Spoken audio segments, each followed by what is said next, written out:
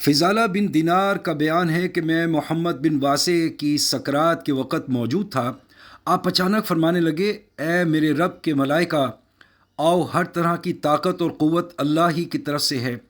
اس وقت مجھے بڑی پیاری اور مسحور کن خوشبوؤں کی لپٹیں آ رہی ہیں۔ پھر آپ کی نگاہ پھٹ گئی اور فوت ہو گئے۔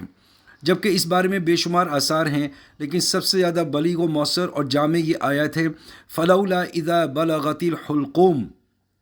جب روح جسم سے کھینچ کر سینے میں آ کر اٹک جاتی ہے، اس وقت تم حسرت بھری نگاہوں سے دیکھا کرتے ہو، اور ہم مرنے والے سے تم سے زیادہ قریب ہوتے ہیں لیکن تم دیکھتے نہیں، یعنی ہمارے بھیجے ہوئے فرشتے تم سے زیادہ اس کے قریب ہوتے ہیں لیکن تمہیں دکھائی نہیں دیتے۔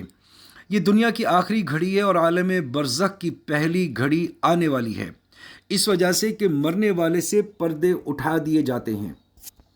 اس وقت دنیا سے جانے والا وہ چیزیں دیکھ رہا ہے جو دنیا والوں کو نظر نہیں آتی۔ پھر فرشتہ ہاتھ بڑھا کر روح سے خطاب کرتا ہے اور اسے قبض کر لیتا ہے۔ تیماردار فرشتے دیکھتے ہیں وہ، اور نہ فرشتے کی بات سنتے ہیں۔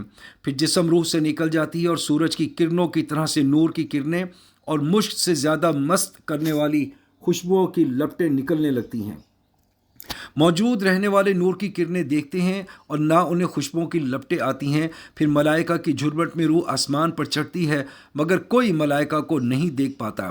پھر روح واپس کر جسم کو غسل دیے جانے اور کفن پہنائے جانے کا مرحلہ شروع ہوتا ہے اور قبرستان کی طرف لے جانے کا مشاہدہ کرتی ہے اور کہتی ہے، جلدی سے لے چلو، یہاں مجھے کہاں لے جا رہے ہو؟ لیکن اس کی آواز کسی کو بھی سنائی نہیں دیتی۔